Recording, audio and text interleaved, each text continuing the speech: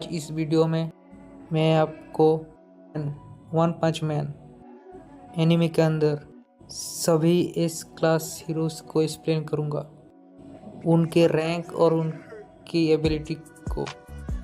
चलो वीडियो को शुरू करते हैं। नंबर 17 पर है पूरी प्रिजनर। इसके पास है super human strength, agility, reflexes, endurance. इसने डीप सी किंग के साथ भी 1v1 कर रखा है, जो कि बहुत ज़्यादा डेडली मॉन्स्टर था। पूरी ने डीप सी का हर एक अटैक अपने ऊपर लिया था, बल्कि डीप सी का मुंह भी तोड़ दिया था, वो भी एक पंच में। पूरी क्लोज कॉम्बैट में बहुत ही अच्छा है। इसके पास एक ट्रांसफॉर्मेशन है जिसे ये एंजल मोड कहता है, जिसमें जाने के बाद इसकी पावर लेवल इन्हेंस हो जाता है। ओवरऑल देखा जाए तो पूरी प्रिजनर बहुत ज़्यादा ताकतवर हीरो है। नंबर 16 पे है टैंक टॉप मास्टर। इसके पास भी पूरी की तरह super human strength, reflexes, ability है। टैंक टॉप मास्टर गारो के साथ लड़ते हुए एक पंच में ही पूरी ज़मीन को तोड़ दिया था। इस सब के अलावा इसके पास कोई यूनिक एबिलिटी नहीं है। मेटल बेल्ट बहुत ज़्यादा ताकतवर हीरो है। इसके नाम से ही पता चल रहा है ये एक मेटल बेल्ट यूज़ करता है। इसके पास सुपर ह्यूमन स्ट्रेंथ और स्पीड है, जिसको ये अपने मेटल बेल्ट के साथ कंबाइन करके बहुत फोर्स से हिट करता है। इसने बड़े से मॉन्स्टर सेंटिपिड को मार के ज़मीन में गिरा दिया था। मेटल बेल्ट के पास एक यूनिक एबिलिटी है जो हम मेटल बेल्ट और गारो के फाइट में देखते हैं, जो कि है उसकी फाइटिंग स्पिरिट। जितना बैटल इंटेंस होगा, मेटल बेल्ट उसकी पावर और स्पीड इंक्रीज करता जाएगा, जो कि उसके अपोनेंट के लिए दिक्कत पैदा कर सकता है, जो कि हम गारो की फाइट में देख सकते हैं। नंबर 14 में हमारे पास है जेनो। क्योंकि जेनोस एक साइबॉर्ग है, इसलिए इसके पास बाकी हीरोज से ज़्यादा पावर है। यूनिक एबिलिटी की बात करें तो अपने हाथों के ब्लास्ट की मदद से उड़ सकता, अपने हाथों से बड़े ब्लास्ट कर सकता है, बहुत ज़्यादा स्पीड से अटैक कर सकता है। अगर अपोनेंट ज़्यादा स्ट्रांग हुआ तो जेनोस अपने कोर के सहारे सेल्फ डिस्ट्रैक्ट कर सकता है, जो उसके एनिमी के लिए डेडली साबित हो सकता है। नंबर 13 में है फ्लैश, जिसकी शॉटमैनशिप बहुत ही ज़्यादा बेहतरीन है। ये बहुत ही स्पीड के साथ एनिमी के ऊपर अटैक करता है। एनिमी के पता चलने से पहले ये पलक झपकते उन्हें ख़त्म कर देता है। 2 निंजा मॉन्स्टर के साथ इसकी बहुत इंस्टेंट बैटल हुई थी, और इसका सिग्नेचर मूव है फ्लैशी स्लैश, जिसकी मदद से ये बहुत ही स्पीड में अपने दुश्मनों के 2 टुकड़े कर देता है, जिससे बचना इम्पॉसिबल है। नंबर 12 पे है वॉचडॉग मैन। इसकी पावर हमें ज़्यादा दिखाई नहीं गई है, लेकिन गारो के साथ फाइट के दौरान हम ये अंदाज़ा लगा सकते हैं कि इसके पास सुपर ह्यूमन स्पीड, रिफ्लेक्सेस और अटैक को डाइवर्ट करने की पावर है। तुम इसका पावर लेवल इस चीज़ से अंदाज़ा कर सकते हो कि गारो के साथ फाइट के दौरान गारो इससे छू भी नहीं पाया था। नंबर 11 पर है सुपर एलिव डार्कशाइन। इसके पास है super human strength, durability, reflexes, speed, वो भी इंसेंट लेवल पर। इंसेट गॉड के साथ फाइट के दौरान इसने उसके सारे अटैक को अपने ऊपर लिया था, बल्कि एक ही पंच में इंसेट गॉड को मार दिया था। इसकी पावर्स हम गारो के साथ फाइट में के दौरान देख सकते हैं। गारो के डेडली अटैक से भी इसको कुछ फर्क नहीं पड़ रहा था, बल्कि गारो को फाइट के दौरान बहुत ज़्यादा इंजरी हो गई थी, उसके रिब्स भी टूट गए थे। डार्कशाइन इतना स्ट्रांग था कि गारो को 1 स्टेप मॉन्स्टर इवोल्यूशन करना पड़ा। नंबर 10 पर है पिग गॉड।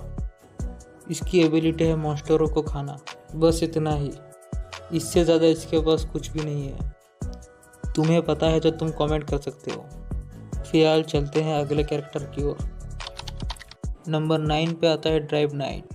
ये भी जेनोस की तरह एक साइबॉर्ग है, पर बहुत ज़्यादा बेहतर। ड्राइव नाइट बहुत तरह की ट्रांसफॉर्मेशन कर सकता है, जैसे कि गॉड, नाइट एटसेट्रा हो गया। ड्राइव नाइट अपने एनिमी के अकॉर्डिंग अपना ट्रांसफॉर्मेशन करता है। ड्राइव नाइट और नैन के फाइट के बीच बहुत ज़्यादा कैलकुलेशन करके उसको हराया था। जो चीज़ उसको खास बनाती है वो है उसकी इंटेलिजेंस और उसका बैटल IQ। नंबर 8 पे आएगा ज़ॉम्बी मैन। इसके पास है रीजनरेशन, इन्फिनिट स्टेमिना और इंड्योरेंस, जो इसे one of the strong S class hero बनाता है। उसकी रीजनरेशन पावर उसे लगभग इमोर्टल बनाता है। ज़ॉम्बी मैन ने कार्नेज काबूटो को भी हरा के रखा, जो फाइट एक हफ्ते से चल रही थी। इसके अलावा ज़ॉम्बी मैन ब्रूटल डैमेज खाने के बाद भी लड़ सकता है। नंबर 7 पे है किंग के पास है एक्सट्रीम लक्स। इसकी मदद से वो कोई भी डेंजरस सिचुएशन से आराम से निकल सकता है। नंबर 6 मेटल नाइट बहुत ज़्यादा ताकतवर है। मेटल नाइट सिर्फ एक रोबोट है जिसे रिमोट से कंट्रोल किया जाता है। मेटल नाइट को डॉक्टर बोफी किसी सेफ प्लेस से कंट्रोल करता है ताकि एनिमी उसके पास ना पहुंच सके। इसके अलावा भी मेटल नाइट के पास बहुत सारे रोबोट हैं जो उसको फाइट में मदद करते हैं। नंबर 5 चाइल्ड टेम्परर बच्चों की तरह दिख सकता है, पर इसका IQ नॉर्मल इंसान से ज़्यादा है। सीरीज में इसका IQ 200 बताया गया है, जो कि बहुत ही ज़्यादा खतरनाक है। इसके अलावा भी इसके पास बहुत सारे गैजेट हैं जो इसके बैग में रहते हैं, जिसकी मदद से ये डिप्सी किंग और कार्नेज काबूटो जैसे मॉन्स्टर को आराम से हरा सकता है। उसके अलावा भी इसके पास एक जायंट रोबोट है जिसके अंदर से ये लड़ाई कर सकता है। नंबर 4 एटॉमिक समुराई की शॉटमैनशिप बहुत ही ज़्यादा खतरनाक है। ये लिटरली लाइट की स्पीड से अपने ओपोनेंट पर अटैक करता है। एनिमी को इससे पता चले उससे पहले उसके टुकड़े टुकड़े हो जाते हैं। एक बार एक राइनो मॉन्स्टर को एटॉमिक समुराई ने इतनी स्पीड से काटा था कि वो कुछ देर हिल जिंदा था और बात करते करते उसके टुकड़े टुकड़े हो जाते हैं। Number 3 silver fang S class hero का सबसे ओल्ड कैरेक्टर है, जिसके पास super human strength, speed, reflexes और इंड्योरेंस है।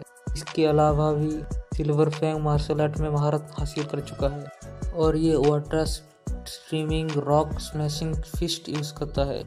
इसने मॉन्स्टर गरों के साथ बहुत अच्छी फाइट की थी और उसे टक्कर भी दिया था। नंबर 2 तात्सुमा के पास टेलीकिनेसिस की पावर है, जिसकी मदद से वो बड़े बड़े पत्थरों को आसमान में उड़ा सकता है। तात्सुमा की फुल पावर हमें उसके और साइकोस की भी दिखाई जाती है, जहाँ पर तात्सुमाकी ने पूरे इंटायर सिटी को ही ट्विस्ट कर दिया था और साइकोस को लिटरली अपने टेलीकिनेसिस पावर के साथ पिचका दिया था।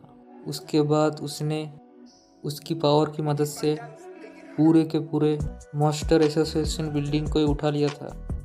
फिर उस बड़े से मलबे को उसने टॉर्नेडो की तरह घुमाकर ओरोची के ऊपर मार दिया था, जो कि बहुत ही खतरनाक अटैक था, जिससे ओरोची वही मारा गया।